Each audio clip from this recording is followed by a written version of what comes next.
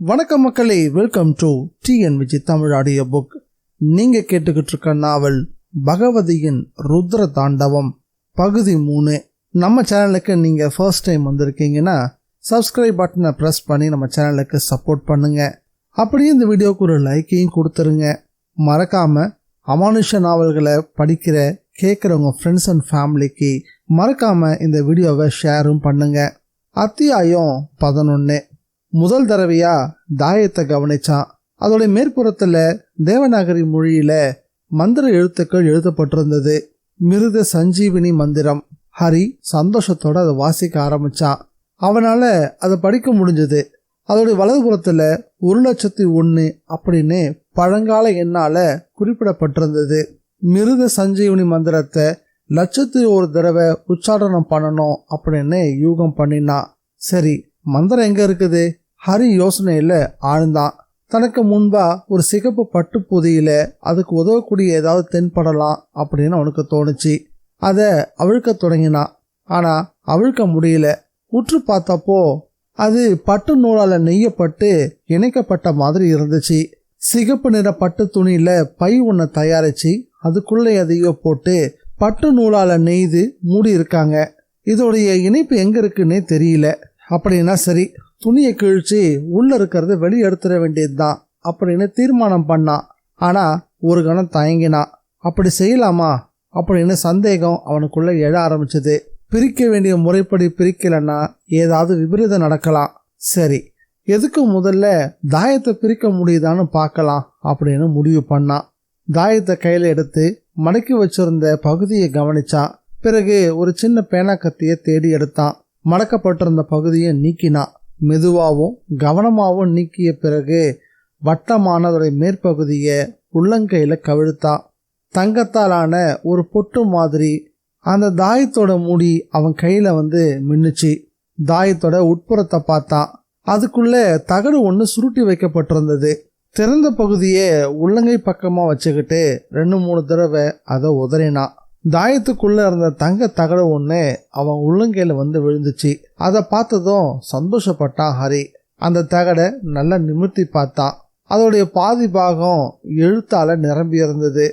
அகில் மற்றும் சந்தனத்தால ஹோமத்தை வளர்த்து அதுல பட்டு துணியோட ஒரு முனையை வைக்கணும்.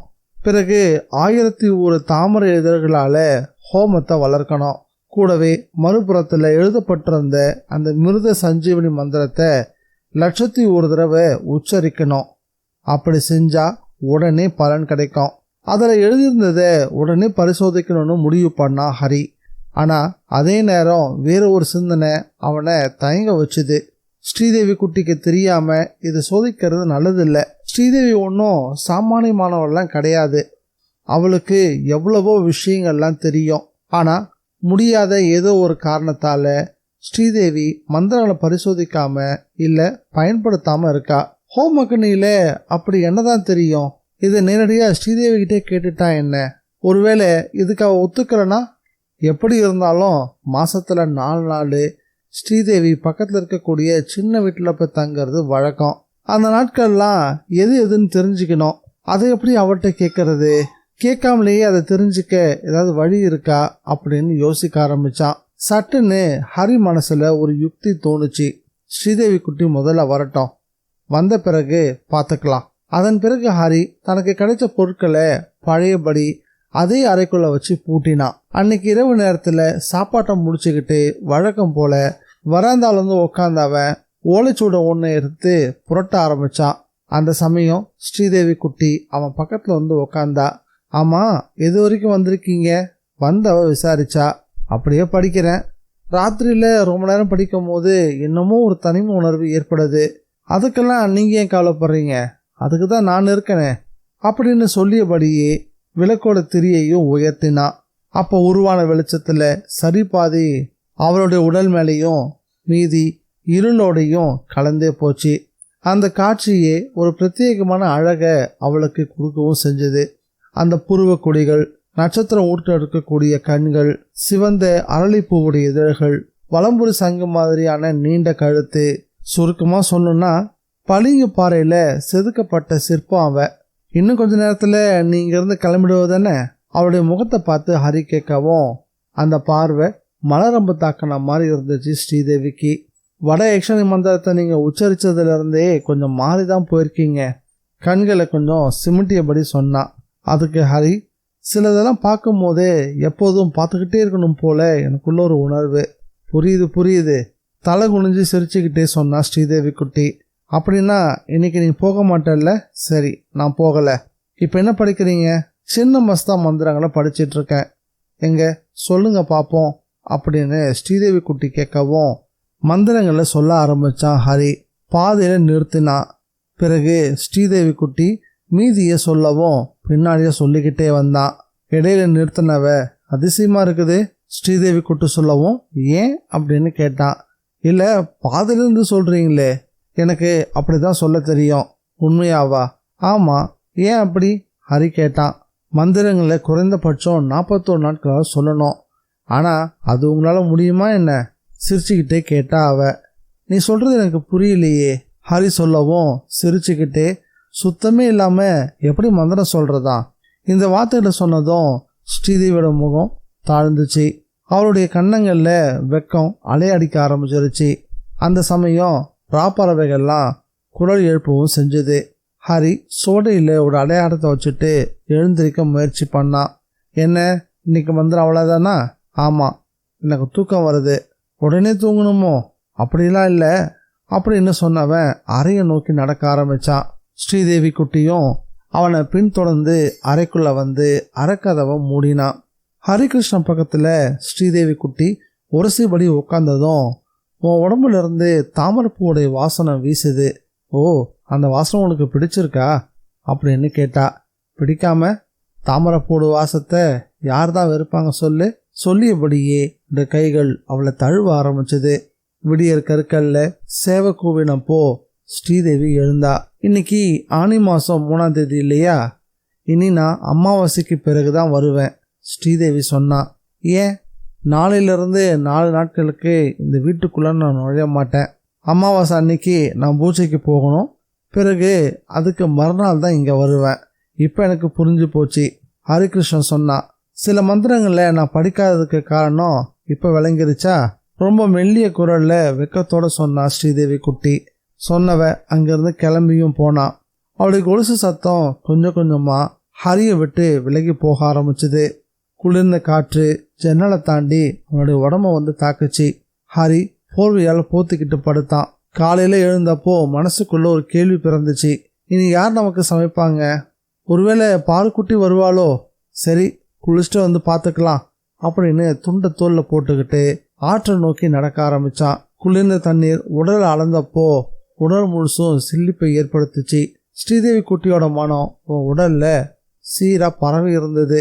ஆற்று நீர்ல 4 முறை மூழ்கி எழுந்த பிறகும் கூட அந்த மனம் மட்டும் மறையவே இல்லை. திரும்பி வரும்போது நேராக இல்லத்துக்கு போகாம டீ கடை பக்கம் போனான். வழக்கமான ஒரு 4-5 பேர் தான் கடைக்குள்ள இருந்தாங்க. இவன் நுழைஞ்சதும், நீங்க தானே அன்னைக்கு சங்கரமங்கலத்துக்கு போனவர், டீ சாப்பிட்டுட்டு இருந்த ஒரு நபர் கேட்டாரு. அங்கிருந்தவன் கண்கள்ல ஒரு ஆச்சரியம் தழும்ப ஆரம்பிச்சது. ஆமா, நானே தான் ஹரி பதில் சொன்னான். ஒரு சின்ன சந்தேகம், அந்த நபர் நீங்க தான்றதுல அப்படின்னு இழுத்தபடி சொல்லவும், அது என்ன உங்களுக்கு சந்தேகம்? இல்லை, இது வரைக்கும் அந்த வீட்டு பக்கம் போன யாருமே திரும்பி வந்ததே இல்லை. ஏன் திரும்பி வரல? நீங்கள் சும்மா இருங்க, பாவம் அவர் டீ சாப்பிட வந்திருக்காரு. அவர்கிட்ட கண்டதையும் சொல்லி வீணா அவரை பயப்படுத்தாதீங்க. கடைக்காரர் கேள்வியாக கேட்டுட்டு இருந்த நபருடைய வாயை அடைச்சிட்டாரு. அதன் பிறகு அந்த நபரும் எதுவுமே பேசலை. இலையில சூடான இட்லியும் சாம்பாரும் வந்துச்சு. ஹரி சாப்பிட்றத மற்றவங்களாம் வேடிக்கை பார்த்தாங்க. ஹரிக்கு எதிரில் உட்காந்துட்டு இருந்த நபர், இவெல்லாம் மனுஷ ஜாதியே கிடையாதுப்பா அப்படின்னு ஆச்சரியத்தோடு பார்க்குற மாதிரி ஹரியை பார்த்துக்கிட்டு இருந்தாரு. இங்கே பாரு தம்பி, சங்கரமங்கலம் வாரிசு இல்லாமல் போன ஒரு இல்லம். அங்கே இருக்கிறதெல்லாம் ராட்சசிகள். உன்னை கொஞ்சம் கொஞ்சமாக சாப்பிட்டு முடிச்சிடும். நீ திரும்ப அங்கே போகாமல் இருக்கிறது நல்லது. ஹரி அதெல்லாம் பெருசாக காதில் வாங்கிக்கிற மாதிரியே தெரியல. பிறகு கடைக்காரர்கிட்ட கேட்டான், 4-5 நாளைக்கு மதிய சாப்பாடு எனக்கு தேவை, கிடைக்குமா? அதுக்கு என்னங்க, தாராளமாக வாங்க. கடைக்காரரும் ஒத்துக்கிட்டாரு. ஹரி எழுந்தான். கடையிலிருந்து அவன் வெளியே தொடங்கினதும் கடைக்குள்ளே உட்காந்துருந்தவங்கள ஒருத்தர் அவனை பின் தொடர்ந்தாரு. தம்பி, அதை வீட்டுக்கு தான் போகிறீங்களா நீங்கள்? ஆமாம். அப்படின்னா இதையும் கேட்டுட்டு போங்க. அந்த வீட்டுடைய கடைசி வாரிசான ஸ்ரீதேவி குட்டி அந்த வீட்டுடைய தானிய அறையில் தூக்கு போட்டு இறந்து போனா. அது உங்களுக்கு தெரியுமா அப்படின்னு அந்த நபர் சொல்லவும், என்னது அப்படின்னு சொல்லியபடியே சட்டுன்னு திரும்பினான். ஆனால் அது வரைக்கும் அவன்கிட்ட பேசிட்டு இருந்த நபர் இப்போ அங்கே காணாமல் போயிருந்தாரு. அதுக்கு பதிலாக ஒரு கரும்பூனை ஒன்று இடப்புறமா பாஞ்சு ஓட ஆரம்பிச்சது. அத்தியாயம் 12. ஹரிகிருஷ்ணன் கொஞ்ச நேரம் அங்கே நின்றுட்டு இருந்தான். தாங்கிட்ட பேசிக்கிட்டு இருந்த ஒரு மனுஷன், அதுவும் கொஞ்ச நேரத்துக்கு முன்னாடி டீ கடைக்குள்ள இருந்து வெளியே வந்து தாங்கிட்ட பேசினவர் ஸ்ரீதேவி பற்றி பேசினதும் உடனே மறைஞ்சும் போயிட்டாரு. ஆனால் அந்த இடத்துல ஒரு கரும்பூனை தென்பட்டுச்சு. இந்த விஷயம் ஹரியோட மனசுல இருந்து மறையாமலே இருந்தது. அப்படின்னா தாங்கிட்ட பேசினது மனுஷனே இல்லை, அது வேற ஏதோ ஒரு சக்தி. அது நிச்சயம். தான் இங்கே வந்ததுலேருந்து நடக்கிறது எல்லாமே விசித்திரமான விஷயங்கள் தான். இதில் ஹரிக்கு ஒரு விஷயம் ரொம்ப தெளிவாக புரிஞ்சுது. எது எப்படி இருந்தாலும் சரி, தங்கிட்ட பேசினவர் ஒன்று தங்கிட்டேயோ இல்லை ஸ்ரீதேவி கிட்டேயோ நல்ல எண்ணம் வச்சிருக்கவரெல்லாம் கிடையாது. சங்கரமங்கலம் வீட்டில இருந்து தன்னை அப்புறப்படுத்துறது தான் இதனுடைய நோக்கம். தனக்கு எதிராக கோயிலனத்தை கையகப்படுத்தி வச்சிருக்கவங்க தான் இதோடைய பின்னணியில் இருக்காங்கன்னு ஹரிக்கு தெளிவாக புரிஞ்சுது. இல்லத்துக்கு வந்து சேர்ந்ததும் வெராந்தாவில் ஒரு மனுஷன் உட்காந்துக்கிட்டு இருக்கிறத ஹரி கவனிச்சான். நடுத்தர வயதுக்காரர் தான். உயரமான மெலிஞ்ச உடம்பு, முடி கொஞ்சம் நரைச்சி போயிருந்தது. ஆனால் அவருடைய முகத்தில் ஒரு விதமான ஒளி தென்பட்டுச்சு. அவரை பார்த்ததும் யாருன்னு தெரியலையே. ஹரி பேச்ச துவங்கினான். என் பேரு ராம வாரியர், பக்கத்தில் தான் குடியிருக்கேன். நேற்றுக்கு தான் குழந்தைங்களாம் வந்து சொன்னாங்க, சங்கரமங்கலம் வீட்டுக்கு யாரோ வந்திருக்காங்க அப்படின்னு. அதனால தான் பார்த்துட்டு போகலான்னு வந்தேன். நல்லதா போச்சு போங்க, உங்ககிட்டயாவது பழகிறதுக்கான வாய்ப்பு கிடைச்சதே. சரி, கொஞ்சம் உட்காந்துருங்க, இதோ வந்துடுறேன் அப்படின்னு சொல்லிட்டு ஹரி வீட்டுக்குள்ளே நுழைஞ்சான். கொஞ்ச நேரத்துக்குள்ளே உடைய மாற்றிக்கிட்டு திரும்பி வந்தான். வந்ததும் பேச ஆரம்பித்தான். குளிச்சுட்டு வரும்போது அப்படியே டீ கடைக்கு போயிருந்தேன்.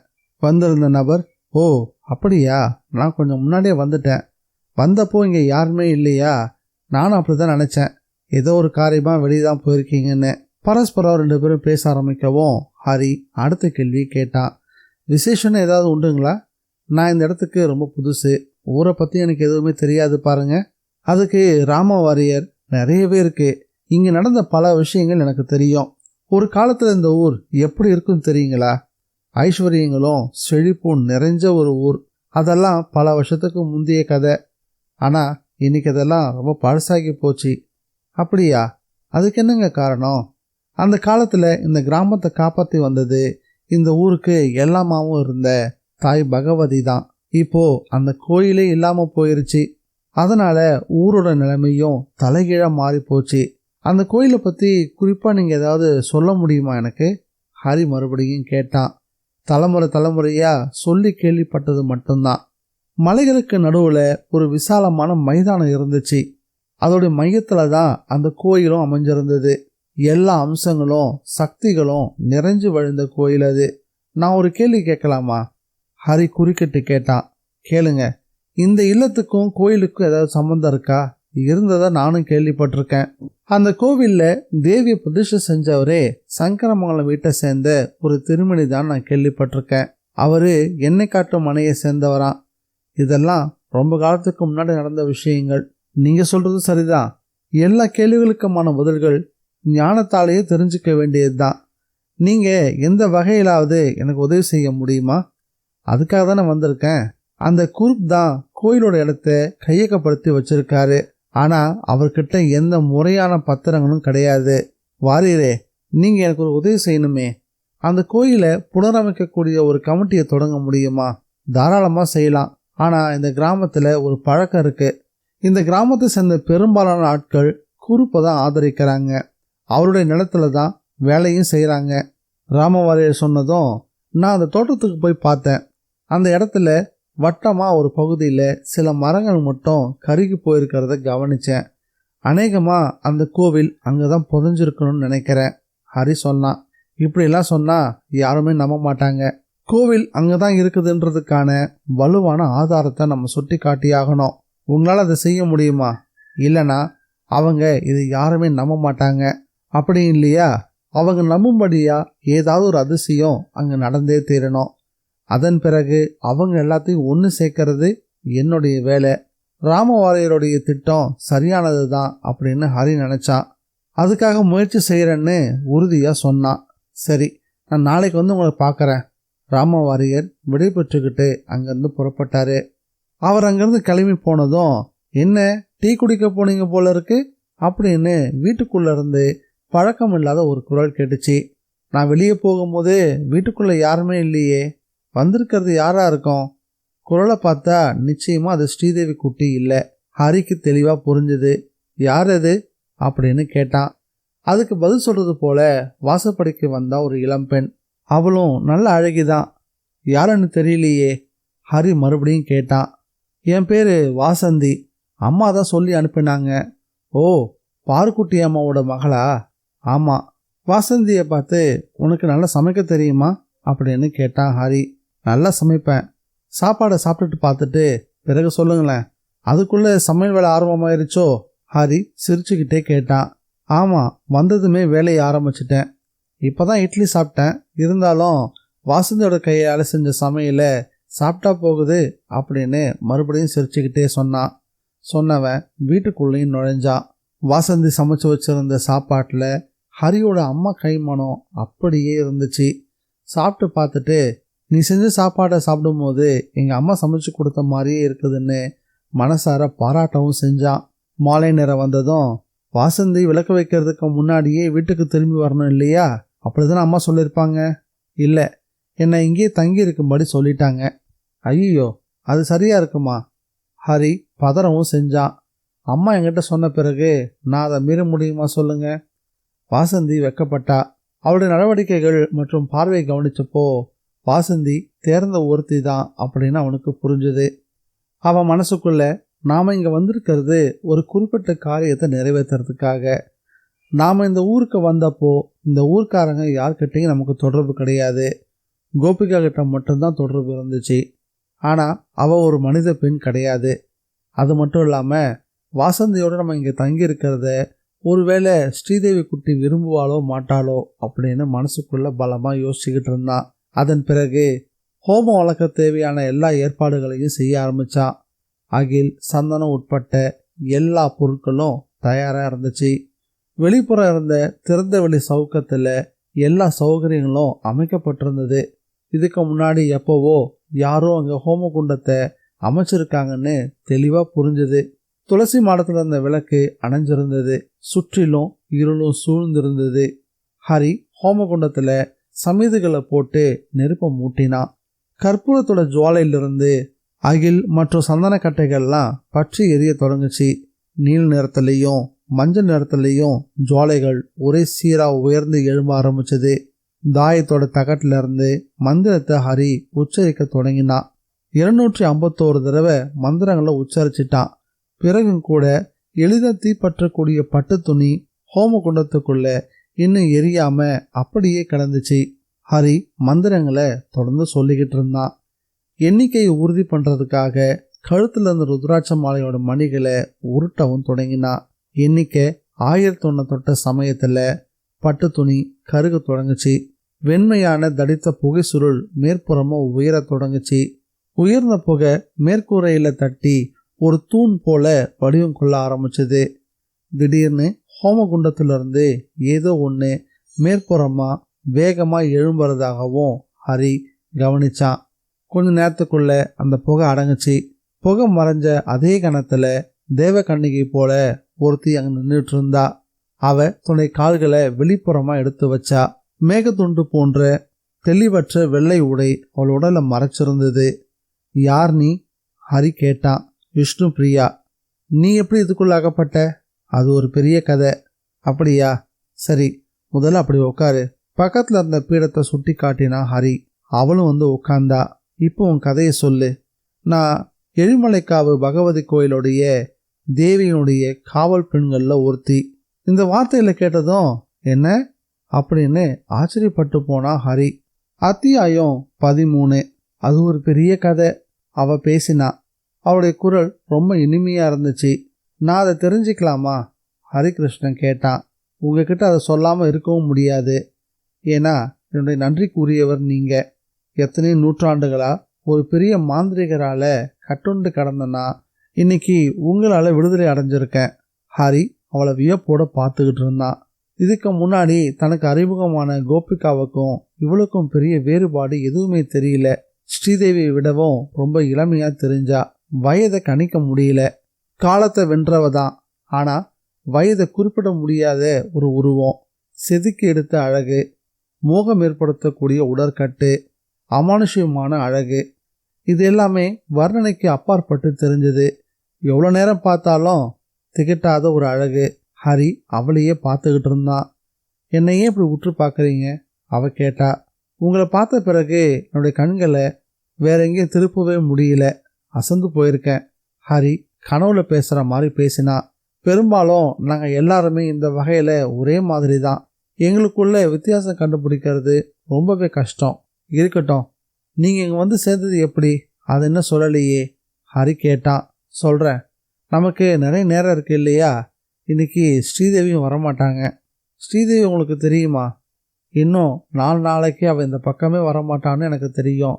மனித பெண் அல்லாத ஸ்ரீதேவிக்கு கூடவா இதெல்லாம்? ஆச்சரியமாக கேட்டான் ஹரி.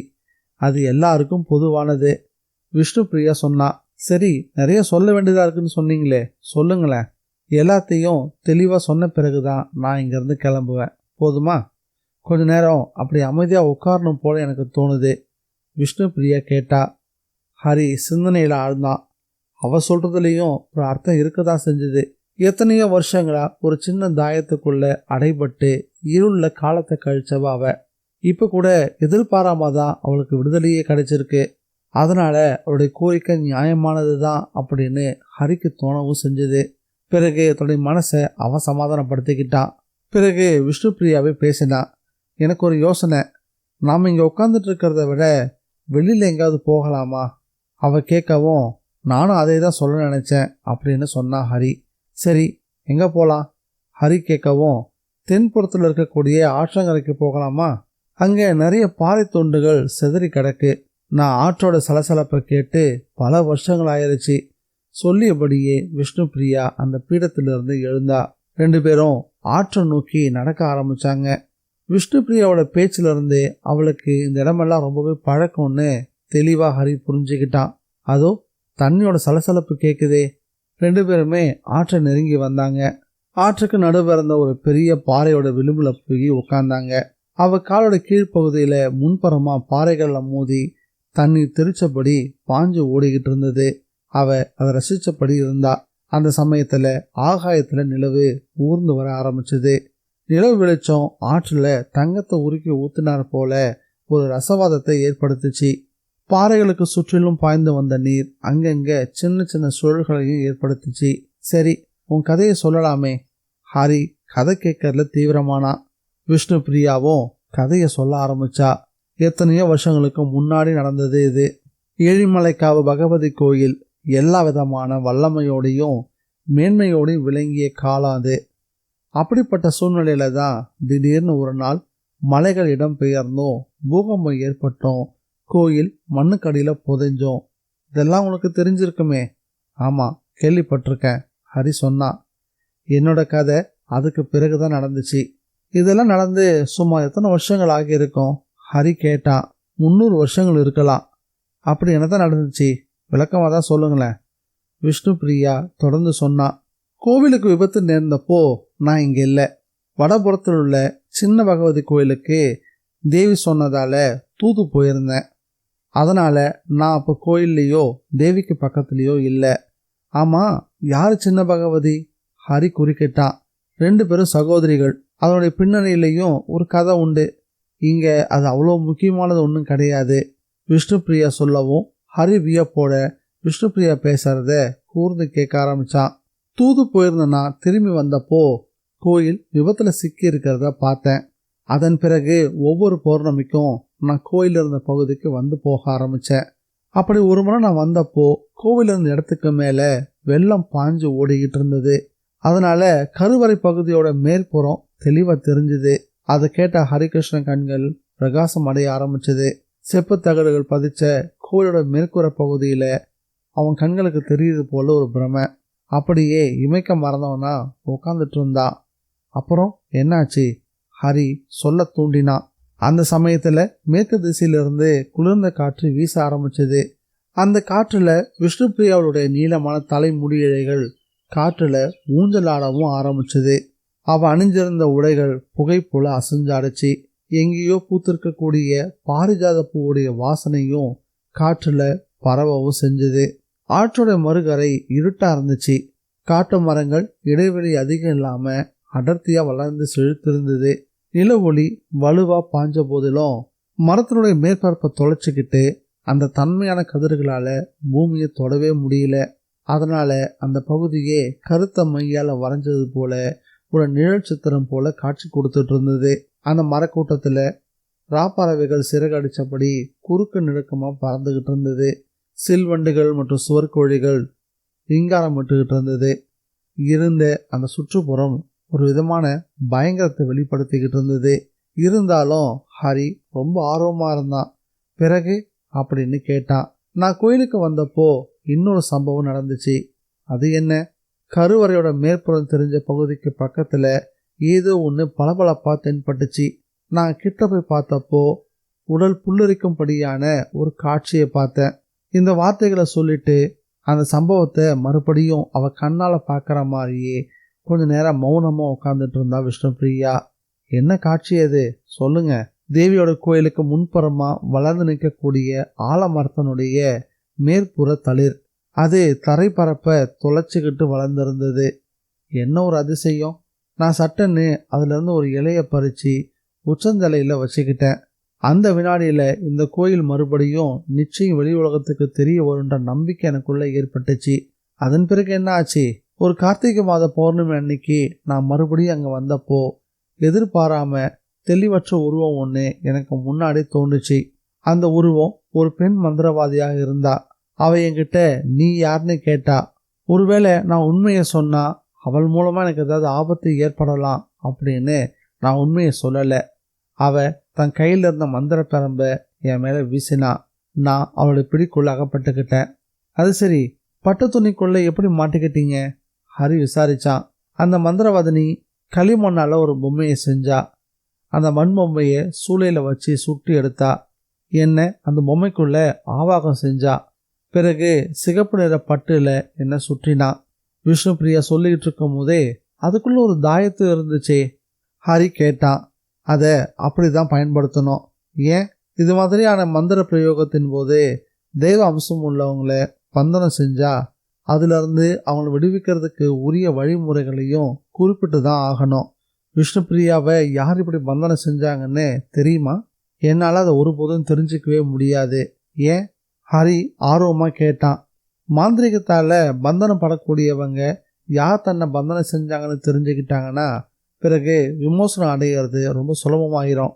ஹரிக்கு அவ சொன்ன வார்த்தையோட பொருள் விளங்கல. அதனால அவகிட்டயே கேட்டான். இப்போ நீ சொன்ன பதிலோடைய அர்த்தம் எனக்கு புரியலையே.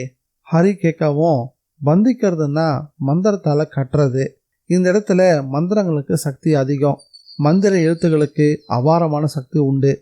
அதை முறைப்படி உச்சரிக்கும் போதுதான் அவருடைய வலு அதிகமாகும். அதெல்லாம் மந்திரங்களோட தொடர்புள்ளவங்களுக்கு மட்டுமே புரியும். அப்படியா? இப்படி ஒரு விடுதலை கிடைக்கும்னு நீங்க எதிர்பார்த்தீங்களா என்ன? நிச்சயமா தெரியும். நீங்க இங்க வருவீங்கன்னு எனக்கு ஏற்கனவே தெரியும். என்ன தீர்க்க தரிசனமா? அதை எப்படி வேணாலும் சொல்லிக்கலாம். ஆனா நடக்க வேண்டிய ஒவ்வொன்றும் நடந்தே தீரும். ஹரி ஆச்சரியமா? அப்படியா அப்படின்னு கேட்டான். நான் சொன்னது 100க்கு 100 உண்மை. நீங்க இந்த இல்லத்துக்கு வந்ததுலேருந்து நான் ஒரு பிராணியோட உடம்புல பூந்து உன்னை கவனிச்சேன். அப்படின்னா நான் ஸ்ரீதேவி குட்டி கூட நெருங்கி இருந்த சந்தர்ப்பங்களில் கூட நீங்கள் என்னை பார்த்துருக்கீங்க, அப்படி தானே? அதுதான் உண்மையும். எப்படியாவது ஸ்ரீதேவி குட்டி இங்கேருந்து நகர்ந்து போவா. அந்த சந்தர்ப்பத்தில் நான் உங்களுடைய கவனத்தை கவரணும்னு தீர்மானமும் பண்ணேன். அப்படியே நடக்கவும் செஞ்சுது. அதன் பிறகு அந்த கோயிலுக்கு என்ன ஆச்சு? ஹரி மேலும் ஆர்வமாக கேட்டான். அதன் பிறகு என்ன ஆச்சுன்னு எனக்கு தெரியாது. சரி, இப்போ சமீபத்தில் நடந்த விஷயங்களை நான் சொல்கிறேன், நீ கேளு. ஒரு காலத்தில் விஷ்ணுபிரியா பார்த்த கருவறையோட மேற்பகுதி இப்போ கண்ணுக்கு தெரியாமல் முழுசும் மறைஞ்சு போயிருக்குது. அந்த பகுதி முழுசும் இப்போ ரப்பர் விவசாயம் பண்ணிக்கிட்டு இருக்காங்க. ஆனா நீ குறிப்பிட்ட அந்த ஆலமரத்தோட நுனி மட்டும் இப்ப துளிர் விட ஆரம்பிச்சிருக்கு. ஹரிகிருஷ்ணன் சொல்லவும், உண்மையாவா அப்படின்னு நம்ப முடியாதவளா கேட்டா விஷ்ணுபிரியா. அந்த சமயம் கிழக்கு புறம் இருந்த மலைத்தொடருடைய அடிவார பகுதியிலிருந்து ஒரு பயங்கரமான இரைச்சல் ஒன்று கேட்டது. என்னது? உட்காந்துட்டு இருந்த விஷ்ணுபிரியா அந்த இடத்துல இருந்து துள்ளி எழுந்தா. அதோ அந்த சத்தம் நம்ம நோக்கி தான் வருது. அவ சொன்னதும் ஹரிகிருஷ்ணனும் திடுக்கிட்டு துள்ளி எழுந்தான். வினாடிக்கு வினாடி அந்த சத்தம் அவங்களை நோக்கி நெருங்கி வந்துகிட்டு இருந்தது. அத்தியாயம் 14. கிழக்குப்புற மலையோடைய அடிவாரத்திலிருந்து வரக்கூடிய அந்த சத்தம் இரைச்சலிட்டு பாயக்கூடிய வெள்ளத்தின் சத்தம் போல இருந்துச்சு. ஏறத்தாழ 7 அடி உயரத்துல வந்த அந்த மழை நீர் அவங்கள நெருங்கினதும் விஷ்ணுபிரியா ஹரிகிருஷ்ணனை கட்டி அணைச்சதும் ஒரே நேரத்துல நிகழ்ந்துச்சு. இருள் உடைஞ்சு பாய்ஞ்சது போல வெள்ளம். விஷ்ணுபிரியா ஹரிகிருஷ்ணனோட மேற்புறமா உயர்ந்து நீர் மட்டத்துக்கு மேல வந்து நின்னா. அவங்களுடைய கால்களுக்கு கீழே அப்பவும் வெள்ளம் இரைச்சலோட பாய்ஞ்சுக்கிட்டு இருந்தது. சில நிமிடங்களுக்குள்ளேயே அந்த வெள்ளம் வடியவும் செஞ்சுது. ஹரி, இதுக்கு என்ன காரணம் அப்படின்னு கேட்டான். இது ஒன்றும் இயற்கையான வெள்ளம் மாதிரி தெரியல, யாரோ நம்ம கிட்ட விளையாடுறாங்க. நம்ம இங்க இருக்கிறது வேற யாருக்கும் தெரிஞ்சிருக்கு. குறிப்பா இன்னார் தான் இதுக்கு காரணம்னு சொல்ல முடியாது. ஆனா உங்களுக்கு எதிராக யாரோ வேலை செய்கிறாங்கன்னு உங்களுக்கு தெரியும் இல்லையா? தெரியும். ஒரு மந்திரவாதி. அவர்கிட்ட கழுகு ஒன்று இருக்கு. ஒரு தடவை அது எனக்கு எதிராக ஏவிடவும் செஞ்சாரு. அப்படின்னா இதுவும் அவருடைய வேலையாக தான் இருக்கணும். இந்த அளவுக்கு ஒரு பெருவெள்ளத்தை உடனே பாய வைக்க ஒரு மந்திரவாதியால் முடியுமா என்ன? ஏன் முடியாது? கிழக்கு மலையோட அடிவாரத்தில் இந்த ஆறு உற்பத்தி ஆகிற இடம் இருக்கு. அங்கேயே பெருமளவுக்கு நீர் தேங்கி இருக்கும். பெரிய பெரிய பாறைகளுக்கு மத்தியில் மண்கட்டிகள் கிடந்து தண்ணீரை நிறுத்தி வச்சிருக்கு. விஷ்ணுபிரியா சொன்னா. அப்படின்னா அந்த பாறைகள் மற்றும் மண்ணாங்கட்டைகளை அசைச்சு விட்டாலே போதும் இல்லையா? ஹரிகிருஷ்ணன் வியப்பா கேட்கவும், அநேகமா மாந்திரிக சக்தியாலையும் யோகினிகளுடைய சக்தியாலையும் தான் இப்படி செஞ்சிருக்க முடியும்.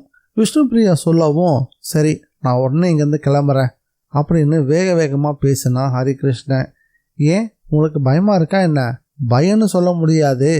இன்னொரு தடவை அனாவசியமாக ஆபத்தில் சிக்கிக்கொள்ள வேணாம்னு நினைக்கிறேன். நாம் எச்சரிக்கை இருந்தாகணும். இந்த சூழ்நிலையில் எது வேணாலும் நடக்கலாம். ஆறு பழையபடி அமைதி அடைஞ்சுது. தண்ணீர் மறுபடியும் சலசலத்தபடி சன்னமான சத்தத்தோட பாய ஆரம்பிச்சுது. 2 பேரும் அங்கிருந்து வந்த வழியா இல்லத்துக்கு வந்து சேர்ந்தாங்க. வழியெல்லாம் விஷ்ணுபிரியாவுடைய பாதை 2 புறங்களும் கவனிச்சபடியே இருந்துச்சு. திரும்பவும் ஏதாவது ஆபத்தை நேரலாம் அப்படின்னு அவருடைய உள்மனம் எச்சரிச்சது. அவருடைய 300 வருஷ கால சிறை வாழ்க்கை தான் அந்த பயத்தினுடைய அடிப்படை. வர வழியில ஹரிகிருஷ்ணன் கேட்டான், விஷ்ணுபிரியா, கோயில் மறைஞ்சிருக்கக்கூடிய அந்த பகுதிக்கு நாம போலாமா? போகணும், நிச்சயமா போகணும். நீங்க சொன்னீங்களே அந்த ஆலமரத்தினுடைய தளிரிலையை பிடுங்கி என் உச்சந்தலையில சொருகணும். 2 பேரும் நடக்க தொடங்கினாங்க. விஷ்ணுபிரியா ஹரிகிருஷ்ணனுடைய தோலை பிடிச்சபடி நடந்தா. நடக்கிறதுல அவ ரொம்பவே ஆர்வம் காட்டினான். நான் இன்னைக்கு ரொம்ப சந்தோஷமா இருக்கேன் தெரியுமா? ஹரிகிருஷ்ணன், அதுக்கு என்ன காரணம் அப்படின்னு கேட்டான். எத்தனையோ வருஷங்களுக்கு பிறகு என்னுடைய சொந்த உடல் எனக்கு கிடைச்சிருக்கு. ஒரு காலத்துல தேவியோட எவ்வளோ மகிழ்ச்சியா இதே போல காலால நடந்திருக்கேன் தெரியுமா? பேசியபடியே வரவும் அவங்க ரப்பர் தோட்டத்துக்கு வந்து சேர்ந்தாங்க. கருகி கிடக்கக்கூடிய ரப்பர் மரங்களுக்கு நடுவுல நில ஒளியில ஆலமரத்தினுடைய தளிரிலைகள் பல பலன்னு இருக்கிறத அவ ஊன்றி கவனிச்சா. சட்டுன்னு மண்டிக்கிட்டா. அந்த தளிரிலையிலிருந்து ஒன்னை கிள்ளி தன்னுடைய உச்சந்தலையுள்ள முடிகளுக்கு இடையில அவ சொருகினா. அப்படியும் அந்த இலை பளபளப்பா தான் இருந்துச்சு. ஏறத்தாழ இங்கதான் கோயிலோட கருவறை இருக்கணும் இல்லையா அப்படின்னு கேட்டான் ஹரி. மேலும் ஹரி ஒரு குறிப்பிட்ட இடத்த சுட்டி காட்டி, ஏறத்தாழ இங்கதான் கோயிலோட கருவறை இருக்கணும் இல்லையா அப்படின்னு விஷ்ணுபிரியா கிட்ட கேட்கவும், விஷ்ணுபிரியா கொஞ்சம் விலகி நின்று ஆலந்தலை பளபளக்கக்கூடிய இடத்தையும் ஹரிகிருஷ்ணன் சுட்டி காட்டிய பகுதியையும் மாறி மாறி பார்த்தா. பிறகு, இல்லை ஹரி, கருவறை இன்னும் கொஞ்சம் தள்ளி இருக்கு அப்படின்னு கிழக்கு திசையில மேலும் கொஞ்சம் விலகி நின்று வேறொரு இடத்தையும் சுட்டி காட்டினா. அங்கே நிறைய தும்பை செடிகள்லாம் வளர்ந்துருந்தது. இந்த தும்பை செடிகள்லாம் ஒரு காலத்துல கோயிலோட மதுளை சுற்றியும் கருவறை மற்றும் கோயிலோட சூழலுக்கு இடைப்பட்ட பகுதியிலையும் நிறையவே வளர்ந்துருக்கும் விஷ்ணுபிரியா சொன்னா. அதே நேரம் இருண்டு கிடந்த ரப்பர் மரங்களுக்கு நடுவுல ஒரு விசித்திரமான காட்சியையும் விஷ்ணுபிரியா பார்த்தா. அந்தரத்துல ஏராளமான மின்மினி பூச்சிகள் கூட்டமா பறந்துகிட்டு இருந்தது. அதோடைய எண்ணிக்கை 100 1000 இல்லை, லட்சக்கணக்கில் இருந்துச்சு. ஒரு பெரிய கோள வடிவில் அதெல்லாமே பறந்துகிட்டு இருந்தது. ஏறத்தாழ 5 அடி விட்டமுள்ள ஒரு பெரிய கோலம். ரப்பர் மரங்களுடைய ஊடா கூறு இருட்டில் அந்த கோலம் காற்றில் மிதக்கிற மாதிரி உருண்டுகிட்டு இருந்தது. அதை பார்க்கவே ரொம்ப சுவாரஸ்யமாக இருக்குதில்ல அப்படின்னு ஹரி விஷ்ணுபிரியா கிட்ட சொன்னான். கொஞ்சம் பொறுங்க, நாம் நினைக்கிறது போல அது ஒன்றும் அழகான பொருள்லாம் கிடையாது. அப்போது அந்த கோலம் தரையில் விழுந்த ஒரு பந்து போல எம்பி உயர்ந்துச்சு. கொஞ்ச நேரத்தில் அந்த கோல வடிவ உருவம் அப்படியே மாறிச்சு. அந்த நெருப்பு துணுக்குகள் கண்ணுக்கு முன்பா 6 கைகள் கொண்ட பைசாசிக உருவமாக மாறிச்சு. ஹரி திடுக்கிட்டு கொஞ்சம் பின்வாங்க முயற்சி பண்ணான். அவனை தடுத்து பிடிச்சா விஷ்ணுபிரியா. இந்த பகுதியிலிருந்து நகராதீங்க, நாம் இப்போ நிற்கிறது கோயில் பகுதிக்குள்ள. சட்டுன்னு அந்த உருவத்தினுடைய 6 கைகளில் ஒன்று மட்டும் தனியாக பேர்ந்து வந்து அவங்கள நோக்கி பாஞ்சுது. விஷ்ணுபிரியா ஹரியை இழுத்து தன்னோட சேர்த்து நிற்க வச்சுக்கிட்டா. பிரிஞ்சு வந்த அந்த கை அவனுக்கு எதிரில் சுமார் 3 அடி தொலைவில் நின்றுடுச்சு, யாரோ பிடிச்சு நிறுத்தினது போல. விஷ்ணுபிரியா உடனே தரையிலிருந்து ஒரு தும்பச்செடியை பறிச்சு அதை உதட்டோடு சேர்த்து வச்சு மந்திரிச்சா. சத்ரு சம்ஹார மந்திரத்தை அவ உச்சரிச்சா. மலைகளையும் மகாசக்தியையும் மகா அக்னியையும் மற்றும் மகா பூமி ஆகாயம் எல்லாத்தையும் தியானிச்சு பிறகு அந்த மந்திரத்தை சொன்னா. அப்போ விஷ்ணுபிரியா கையில இருந்த தும்பச்செடி நெருப்பு போல ஜொலிக்க ஆரம்பிச்சிருச்சு. அவங்களுக்கு முன்பா அவங்கள பிடிக்கிறதுக்காக காத்திருந்த அந்த கையை நோக்கி அந்த செடியை எரிஞ்சா. சட்டுன்னு அங்கிருந்த புகை சுருள் ஒன்று உயர்ந்துச்சு. சில வினாடிக்குள்ள அந்த கை மறையவும் செஞ்சுது. அதன் பிறகு மீதமிருந்த அந்த பைசாசிக உருவமும் திரும்பவும் கோல வடிவமாக மாறி மேற்கு திசையில் நகர்ந்து மறையவும் செஞ்சுது. இனி அது திரும்ப வராது, வாங்க போலாம் விஷ்ணுபிரியா சொல்லவும் 2 பேரும் இல்லத்தை நோக்கி நடக்க ஆரம்பிச்சாங்க. வராந்தாவுக்கு வந்து சேர்ந்ததும் தெருவாசல் பக்கம் இருந்து ஏதோ ஒரு சத்தம் கேட்டுச்சு. தெருவாச கதவை யாரோ இழுத்து மூடுறது போல அந்த சத்தம். என்ன சத்தம் அது? ஹரி கேட்டான். நீங்கள் அந்த பக்கமாக கவனிக்க வேண்டாம், விஷ்ணுபிரியா சொல்லியபடி அவனை அறைக்குள்ளே அழைச்சிட்டு வந்தா. 2 பேரும் படுக்கை அறைக்குள்ளே வந்ததும் கதவை மூடினாங்க. தெருவாசப்புறம் இருந்த அந்த உருவம் வடக்கு புறமாக நகர்ந்துச்சு. இறுதியாக அது போய் சேர்ந்த இடம் கருப்பசாமி கிட்ட தான். அங்கே அந்த உருவம் மாறிச்சு, ஒரு அழகான இளம் பெண்ணா. போன விஷயம் என்னாச்சு? கருப்பசாமி அவகிட்ட கேட்டாரு. அவ பதில் எதுவும் சொல்லாமல் மௌனமாக இருந்தா. கருப்பசாமியோட கோபம் தலைக்கேற ஆரம்பிச்சது. இதுக்கு தான் உன்னை அனுப்பி வச்சேனா? உனக்காக நான் 2 உயிர்களை பலி கொடுத்துருக்கேன். இருந்தும் உன்னால் நான் சொன்ன வேலையை செய்ய முடியல. அவனை தொலைச்சி கட்ட முடியலையா உன்னால்? நான் முயற்சி செஞ்சு பார்த்தேன். முதல்ல மலை சரிவு தடாக நீரை திறந்து விட்டேன். அதிலிருந்து அவனோடு இருக்கிறவ அவளை காப்பாத்திட்டா.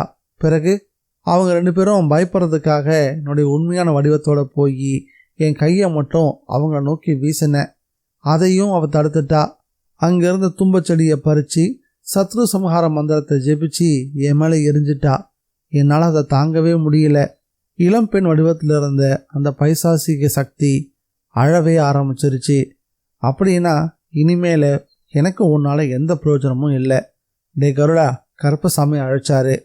அது வரைக்கும் எங்கேயோ மறைஞ்சிருந்த அந்த விசித்திர பிறவியான கழுகு சட்டுன்னு பாஞ்சு வந்து அவருடைய மணிக்கட்டில் உட்காந்துச்சு. இறகுகள் இல்லாத அருவறுப்பை ஏற்படுத்தக்கூடிய அவருடைய கழுத்து பகுதியை வருடியபடி கேட்டாரு. உனக்கு பசிக்குதா? ஆமாம், மனித குரலில் அது பதில் சொல்லிச்சு. இந்தா உனக்கான ஆகாரம் அப்படின்னு சொன்னியபடி தன்கிட்ட இருந்த அந்த இளம் பெண்ணை சுட்டி காட்டினாரு. அந்த வார்த்தையை கேட்பதற்காகவே காத்துக்கிட்டு இருந்த மாதிரி அந்த கழுகு உடனே அவன் மேலே பாஞ்சுது. அற்புதமான சக்திகள் உள்ளவளாக இருந்தாலும் விகாரமான அந்த பறவையோட வெறிகொண்ட தாக்குதலால் அவளால் சமாளிக்க முடியல. அந்த அளவுக்கு சக்தி படைச்சதாக இருந்தது அந்த கழுகு. அடுத்த சில நிமிடங்களுக்குள்ளாவே அந்த பெண் உருவத்தை அந்த கழுகு தனக்கு ஆகாரமாக்கிக்குச்சு. இதை பார்த்துக்கிட்டே இருந்தவர் கெட்டிக்காரி அப்படின்னு சொன்னதும் மறுபடியும் அவரோட கைத்தண்டையில் வந்து அந்த கழுகு உட்காந்துச்சு. அதோடைய உடலை வருடியபடி கருப்பசாமி பேசினாரு. இதே போல 100கணக்கான யோகினிகளை சாப்பிட்டா நீ யாராலும் வெல்ல முடியாத ஒரு மாபெரிய சக்தியாக மாடுவ. அதன் பிறகு இந்த பூ உலகில் உன்னை மிஞ்சக்கூடியவர் யாருமே இருக்க முடியாது. கருப்பசாமி உரத்த குரலை வாய் விட்டு சிரிச்சாரு. அந்த சிரிப்பை கேட்டதும் நிலவிளக்க சுற்றி இருந்த சின்ன சின்ன உயிர்கள் எல்லாம் பயத்துல அங்கிருந்து பறந்து அகன்று போச்சு. மறுநாள் மதிய வேளையில திருவிக்கிரமன் கருப்பசாமி சந்திக்க வந்தாரு. அவன் எனக்கு பல சிக்கல்களை ஏற்படுத்துவான்னு தோணுது, ஏன் என்னாச்சு அப்படின்னு கருப்பசாமி கேட்டாரு. கோயிலை சீரமைக்கிறதுக்கு குழு அமைச்சிருக்கிறாங்கன்னு சொல்லி நிறைய சுவரொட்டிகள் கண்ணில் தென்படுது. இதுக்கு மேலேயும் என்னால் பொறுமையாக இருக்க முடியாது. இதை கேட்டதும் தீவிரமான யோசனையில் ஆழ்ந்தாரு கருப்பசாமி. இறுதியா நாளைக்கு ராத்திரி அவனுக்கு ஒரு முடிவு கட்டிடுறேன் அப்படின்னு சொன்னாரு. அத்தியாயம் 15. மறுநாள் மாலை நேரத்தில் சூரியன் மறைஞ்சதும் கருப்பசாமி தன்னுடைய பூஜையை தொடங்கினாரு. திருவிக்கிரம குருப்பினுடைய காரியஸ்தரான ராமகுருப் வேலைக்காரங்க துணையோட 8 மர சமீதிகளை ஹோமத்துக்கு தயார் பண்ணி வச்சிருந்தாரு. கருப்பசாமி ஹோமகுண்டத்தில் அடுக்கி வச்சிருந்த சமீதிகள் மேல நெய்யை ஊற்றி எண்ணெய் விளக்கோட திரியால தீயை கொளுத்தினாரு. நெருப்பு ஜுவாலைகள் மேற்புறமா உயர்ந்த போது கருப்பசாமி மந்திரத்தை உச்சரிக்க ஆரம்பிச்சாரு. நடுநடுவ ஹோம பொடியையும் குண்டத்துக்குள்ள எரிஞ்சாரு. நெருப்பு ஜுவாலைகள் அந்தரத்துல சுமார் 5 ஆள் உயரத்துக்கு எழும்ப ஆரம்பிச்சது. மந்திர உச்சரிப்பினுடைய உச்சத்துல நெருப்பு ஜுவாலைகள்லாம் ஒன்னா சேர்ந்து ஒரு வடிவமா மாறிச்சு. ரத்த சிகப்பு நிற ஆடை அணிஞ்ச, கழுத்துல எலும்பு மாலை இருக்கக்கூடிய, கடவாய்கள்ல கூர்மையான நீண்ட பற்களோடையும் தீப்பொறி பறக்கக்கூடிய கண்களோடையும் ஒன்றுடன் ஒன்று பின்னப்பட்ட பாம்புகள் போல அவிழ்த்து விடப்பட்ட கூந்தல் முடியழைகள் அசையவும் மொத்தத்துல ஒரு பயங்கரமான உருவமா அது தென்பட்டுச்சு. நடக்கக்கூடிய ஹோமத்தை உட்புறத்துல இருந்து மறைவா உட்கார்ந்தபடி ஜன்னல் வழியா பார்த்துக்கிட்டு இருந்த ராமகுருப் அந்த பைசாசிக உருவத்தை பார்த்ததும் மயக்கம் அடைஞ்சு தரையில சரிஞ்சிட்டாரு. கருப்பசாமி மீண்டும் ஹோம குண்டத்துக்குள்ள ஹோம பொடியை வீசினாரு. சட்டுன்னு மேற்புறம் எழுந்த வெண்புகை படலமும் நெருப்பு ஜுவாலைகளும் அந்த உருவத்தை முழுசா மறைச்சிருச்சு. கொஞ்ச நேரத்துக்குள்ள புகையும் ஜுவாலையும் கீழ்ப்புறமா ஊர்ந்து மறைஞ்சது. முந்தைய உருவத்துக்கு பதிலா இப்போ அச்சு அசலா விஷ்ணு பிரியாவே அங்க நின்றுட்டு இருந்தா. இங்க பாரு, நீ அவன் ரத்தத்தை முழுசா குடிச்சிட்டு தான் திரும்ப வரணும், இல்லைன்னா நீ என்னுடைய கழுகுக்கு உணவா மாற வேண்டியதுதான், ஞாபகத்துல வச்சுக்கோ. கருப்பசாமி எச்சரிக்கும் துணியில கட்டளையிட்டாரு. அதை கேட்டதும் அவருடைய இடப்புறத்தோல் அமர்ந்திருந்த கழுகு அட்டகாசமா சிரிச்சுது. அதுவும் மனித குரல்ல. இது கவனிச்ச ஹோமகுண்டத்தில் இருந்த விஷ்ணு பிரியா பயத்துல மிரண்டா. சரி, போயிட்டு வா. கருப்பசாமி அதுக்கு விடை கொடுத்தாரு. ஹரி முச்சந்தில் இருந்த டீ கடைக்குள்ள உட்காந்து அந்த ஊர் இளைஞர்கள் சில பேர் கிட்ட எடிமலைக்காவு கோயில் பத்தி பேசிக்கிட்டு இருந்தான். கோயில் சீரமைப்பு குழு கூட்டமும் அங்க நடந்துகிட்டு இருந்தது. அந்த டீ கடைக்கார கோவிந்தன் கடவுள் நம்பிக்கை உள்ள ஒரு பக்தன். தவிர இறந்து போன அவருடைய தாத்தா எழிமலைக்காவு கோயில் குறித்து அவன்கிட்ட சொன்ன கதைகள் அடிக்கடி அவன் ஞாபகத்துக்கு வந்தும் போச்சு. மண்ணுக்குள்ள மறைஞ்சு போன அந்த கோயிலை பற்றி அவர் பல கதைகளை கேட்டிருக்காரு. ரொம்ப காலமாகவே கேள்விப்பட்டிருந்த கதையாக இருந்தாலும் ரொம்ப சமீபத்தில் நடைபெற்ற ஒரு சம்பவமாக தான் கோவிந்தனுக்கு தோணுச்சு. கூட்டத்திலிருந்து ஒரு நபர், மனித முயற்சியால் அந்த கோயிலை வெளிக்கொண்டு வர்றது நடக்கக்கூடிய விஷயமா என்ன? வாசுதேவனு பெயர் கொண்டு அந்த இளைஞன் கேட்டான். சாத்தியம்தான், அதுக்கு நம்ம கொஞ்சம் அதிகமாக சிரமப்பட வேண்டியதாக இருக்கும், அவ்வளவுதான் ஹரி சொன்னான். அப்படின்னா உங்களுடைய லட்சியம்தான் என்ன? கேசவன்றவன் ஹரி கிட்ட கேட்டான். கேசவன் அந்த ஊர் நூல் நிலையத்தினுடைய பொறுப்பாளனும் கூட. முதல்ல நம்ம அந்த இடத்த கைவசப்படுத்தணும், அதன் பிறகு ஊர் மக்களோட ஆதரவோட கோயிலை வெளிக்கொண்டு வந்துடலாம். ஹரி சொன்னதும், இதெல்லாம் நடைமுறையில் எந்த அளவுக்கு சாத்தியமாகுன்னு எனக்கு தெரியலையே திருமேனி. மாறர்னு சொல்லப்படக்கூடிய இன்னொரு இளைஞன் சொன்னான். மாறர் பக்கத்தில் உள்ள இன்னொரு கோயிலுடைய ஊழியர். பரம்பரையா அந்த கோயிலுக்கு பூ தொடுத்து கொடுக்கறது அவங்க குடும்ப வழக்கம். நீ கேட்டதுக்கான அர்த்தம் எனக்கு புரியுது, ஹரி தொடர்ந்து சொன்னான். நான் சொல்றதுல பொருளாதார ரீதியான இன்னொரு விஷயமும் இருக்கு. கோயில் செலவுக்கு தேவையான பணம் நமக்கு அந்த கோயிலிருந்தே கிடைக்கும். இதை கேட்டதும் எல்லார்கிட்டையும் ஒரு விதமான ஆர்வம் பிறந்துச்சு. அது வரைக்கும் அவங்க அப்படி ஒரு கோணத்தில் யோசிக்கவே இல்லை. காணாமல் போன கோயிலோட பணம் எங்கிருந்து கிடைக்க போகுதோ? வழக்கமாக இப்படிப்பட்ட காரியங்களுக்கு ஊர்க்காரர்கிட்ட இருந்து பணம் வசூலிக்கிறது தான் வழக்கம். அதுதான் அது வரைக்கும் அங்கே நடந்திருக்கு. ஆனால் ஹரி இதுக்கான பணம் வேறு வழியில் கிடைக்கும்னு சொல்கிறானே, அந்த பணம் எப்படி கிடைக்கும்? எங்களுக்கு சொல்ல முடியுமா? கேசவன் கேட்டான். அதுதான் இந்த விஷயத்தில் இருக்கக்கூடிய மிகப்பெரிய ரகசியம். ஹரி அங்கிருந்த இளைஞர்கள் ஒவ்வொருத்தருடைய முகத்தையும் கூர்ந்து கவனிச்சான். அங்க கடைக்காரர் கோவிந்தனையும் சேர்த்து 12 பேர் இருந்தாங்க. அவங்க எல்லார்கிட்டையும் இருந்த ஒரே பொதுவான அம்சம், அங்க இருக்கக்கூடிய யாருக்குமே விக்ரம குருப்பை பிடிக்காதுன்றது தான். கோவிலில் இருக்கக்கூடிய தேவி சிலைக்கு முன்னாடி ஒரு பெரிய பலிக்கல் இருக்கு. அதுக்கு கீழே ஒரு பெரிய புதையலும் இருக்கு. அதுதான் நம்பிக்கைக்கான ஆதாரம். இதை கேட்டதும், அது எப்படி உங்களுக்கு தெரியும்? மாரர் கேட்டான். பிரசன்னம் பார்த்தப்போ எனக்கு தெரிய வந்துச்சு. உடனே எல்லாருடைய கண்களும் நம்பிக்கையில மலர ஆரம்பிச்சது. அந்த புதையல்ல எவ்வளோ பணம் தேரும்னு நினைக்கிறீங்க? கோவிந்தன் கேட்டான்.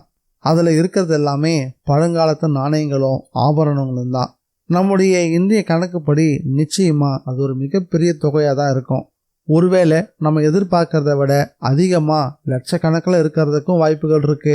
அப்படின்னா கருவறையை சுற்றி கிணறு வெட்டுற மாதிரி வட்ட வடிவமா தோண்டினா போதும் இல்லையா? வாசுதேவன் கேட்டான். நீ சொன்னதும் சரிதான். ஆனா இதையெல்லாம் செய்யறதுக்கு முதல்ல அந்த இடம் நமக்கு சொந்தமாகணும். அந்த இடத்த நமக்கு தரதுக்கு விக்ரமகுரு சம்மதிப்பாரா? இது யோசிக்க வேண்டியதும் கூட. இதெல்லாம் தற்சமயம் அவருக்கு தெரியாம இருக்கிறதா நல்லது. அதுதான் நல்லது. கோவிந்தனும் அதை ஆமோதிச்சான். முக்கியமான இன்னொரு விஷயம் இருக்கு. ஹரி தொடர்ந்து பேசினான். அவன் ஒரு மந்திரவாதியை துணைக்கு வச்சிருக்கான்.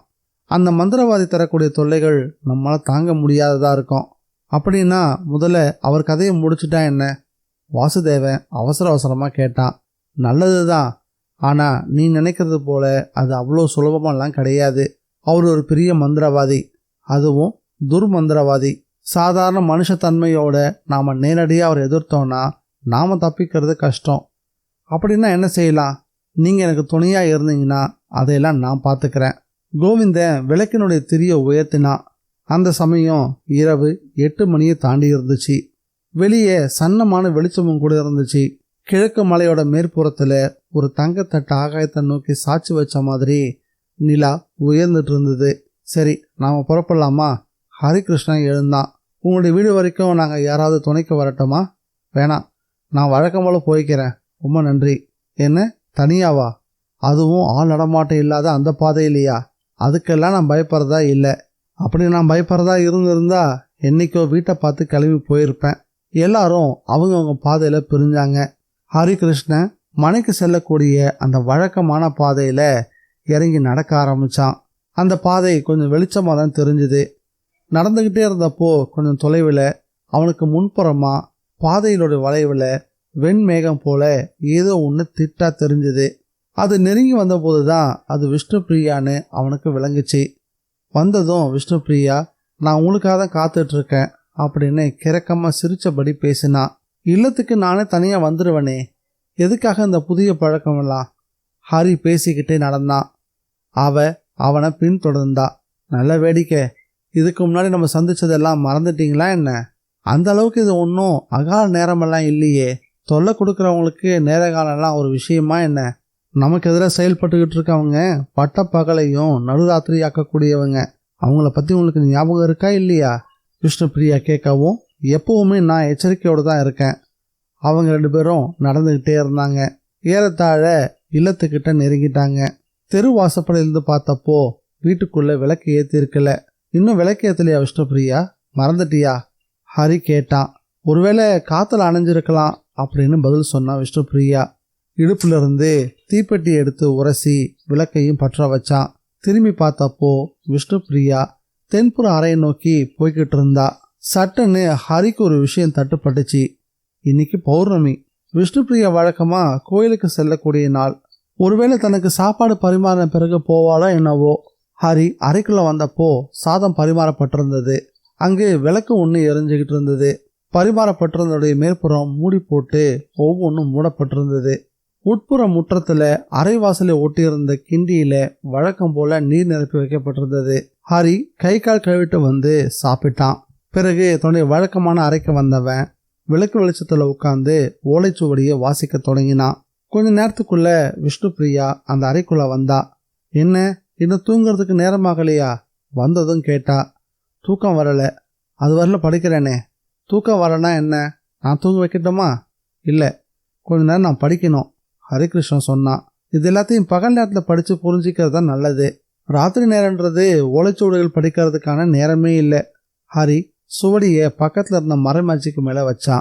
அதே நேரம் அவ தன்னுடைய வலது கையை அவன் தலைக்கு மேலே வீசினான். அவ அப்படி செஞ்சதும் ஹரியோட கண்கள் தானா மூட தொடங்குச்சு. உட்கார்ந்தபடியே பின்புறமா சரிய தொடங்கியவனை விஷ்ணுபிரியா தாங்கி பிடிச்சி கட்டிலில் படுக்க வச்சா. அந்த சந்தர்ப்பத்தில் அவருடைய உருவமும் மாற தொடங்குச்சு. கண்களை மூடியிருந்த ஹரியால இதை உணரவே முடியல. இந்த நாவல் உங்களுக்கு பிடிச்சிருக்கா இல்லையான்றத மறக்காம கமெண்ட்ல பதிவு பண்ணுங்க. நம்ம சேனலுக்கு நீங்கள் ஃபர்ஸ்ட் டைம் வந்திருக்கீங்கன்னா சப்ஸ்கிரைப் பட்டனை ப்ரெஸ் பண்ணி நம்ம சேனலுக்கு சப்போர்ட் பண்ணுங்க. மீண்டும் இந்த நாவலுடைய அடுத்த பகுதியில் சந்திக்கலாம். Bye guys.